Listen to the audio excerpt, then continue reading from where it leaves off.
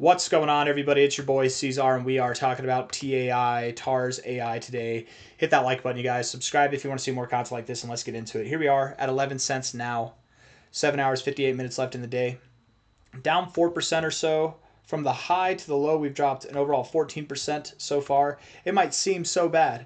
It might seem so terrible. I mean, from the high to the low, but the thing is that high was just a momentary high. From yesterday, we're still up. We're still up a good bit. And from last week, we're still up a whole lot, right? If we look at this whole move here, from a high here to a low there, that was about a 16% drop. We take a high here to a low there, that's about a 13% drop. We take this high to low, that's about a 14.6% drop. This is pretty average. This is like right in that range of what we've seen so far, at least over the past couple of drops for this move here. We're moving up very similar to how we did last time, right? Moving up, consolidating, moving up, consolidating, moving up, consolidating, moving up, consolidating. I think that we're going to continue pushing higher. The reason why we didn't push higher here might be this, might be that. I think it's because it's the weekend, right?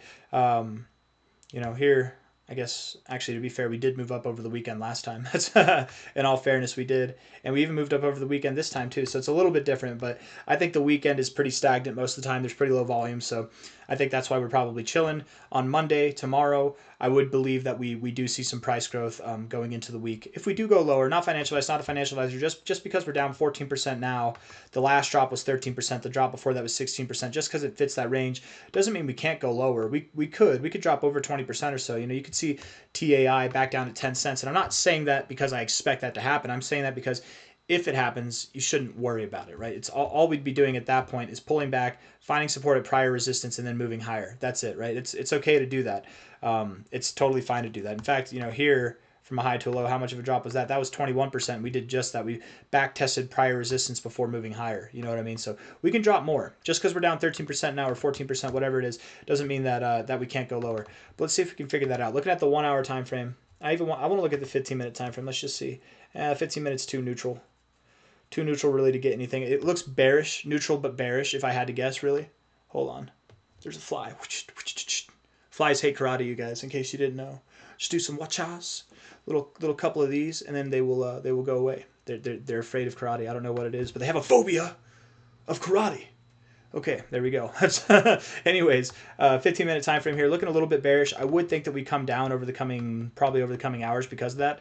Today might be a red day for TARS. Looking at the 1 hour time frame, 1 hour RSI is pretty neutral, bullish leaning for sure. But where you normally do find support here, it seems like you're struggling right now. So if you don't find support now, you probably will go down a little bit lower. And again, we're just talking about that, not because I'm anticipating this to happen, but because if it does happen, it's not a big deal. Okay, it's totally fine if we drop down to 10 cents. I don't know if I'm ready to call for that yet. It is the weekend. We still are holding good structure on the 1 hour time frame. The 15-minute definitely fits with this, but I haven't seen enough from the 1 hour to conclude that yet. If we do get a 1 hour to close above, I would say above like 11.42 cents, 11.42 cents, we can close above that on a 1 hour basis or higher time frame, then we are likely not going lower. We likely are going higher. If we close below, let's say, is that fine? Yeah. 10.8 cents. We close below 10.8 cents. We probably will go all the way down to 10 cents. And not financial advice, not a financial advisor, but looking at this here, it kind of does resemble a head and shoulders pattern. It's, what do they call this? A complex head and shoulders. There's a different word for it. It's just like a, what's the word? I think it starts with an I. It's just an unconventional head and shoulders pattern. And maybe it is, maybe it isn't. I don't know. But you kind of have your left shoulder here, right shoulder here. The volume profile matches up with it, but the left shoulder's taller than the right shoulder. The left shoulder's lower than the right shoulder too. That doesn't really make sense. It just has this look. Maybe this is not part of the shoulder itself, but this is. I don't know how to interpret that. But even let's pretend for a second that this is a head and shoulders pattern. Okay, from a high to a low. I'm not going to take that low because I think that's too extreme. Put it at the neckline there. I mean, that could take us all the way down to 9.1 cents. I don't think that we go down there, but let's just see if that can make sense. Let's see. From a low to a high. And even if we do, we're fine. That's at the 382.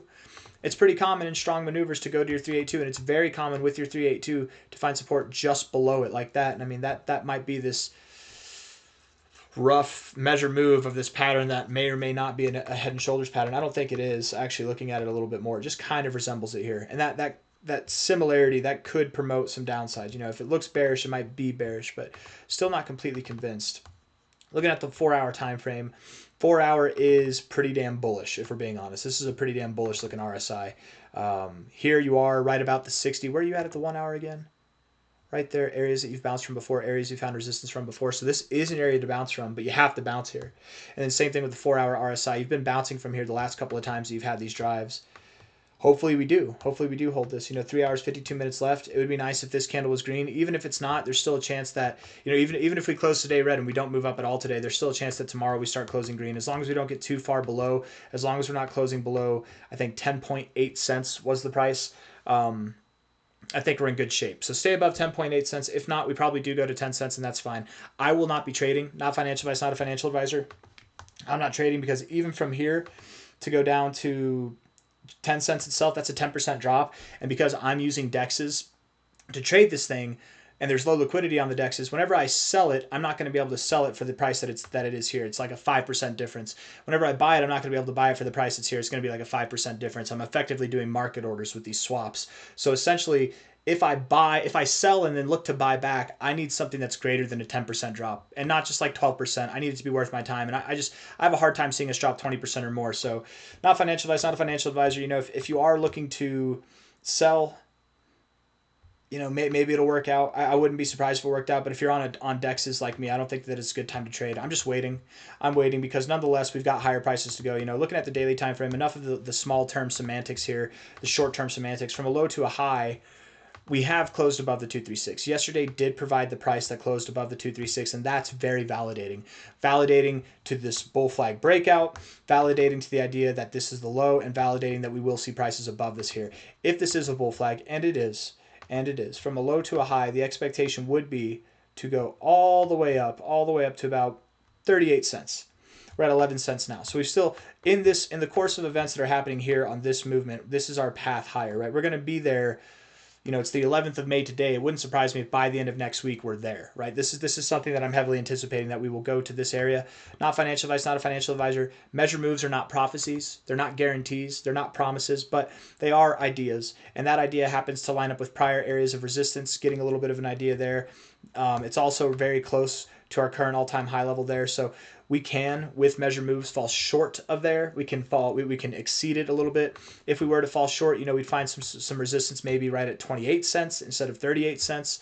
If we were to exceed it, maybe we hit our all-time highs and we stop at about 50 cents instead of 38 cents, but something in this zone between about 28 to 50 cents sounds about right to me. From a high to a low here overall, these white lines line up pretty well with the 786 and 886, so I'm very confident we will see something in the land of the 786 to the 886 area. The question is, do we go above it or do we stay just below the 886? Again, this measure move being here at the white line, it's not a guarantee. You could absolutely fall just shy of it. It doesn't have to be perfect, but still something in this area nonetheless is what I would anticipate. Over the coming week, I think it's going to happen fast. And if we're not there by the end of next week, like we have 7 hours, 50 minutes left in this week here, so we have a whole week to go. If we're not up here by the end of next week, then certainly we will be very near there. And then early the following week or something like that, we'll be making our way up to this area. And I do expect that once we get into this zone, we'll probably find some turbulence and consolidate like we did here. But instead of rejecting downwards, we will break through and go higher, probably in the month of June. That's my expectation. But I got nothing else for you guys. I think I've said everything that I need to say. All the prices that we need to look for if we want to see this thing go up or go down, right? If we're wanting it to go down, if you're wanting this thing to go down so you can buy it at cheaper prices, you want to see a 1 hour or higher time frame close below 10.8 cents, which we're pretty damn close to doing now.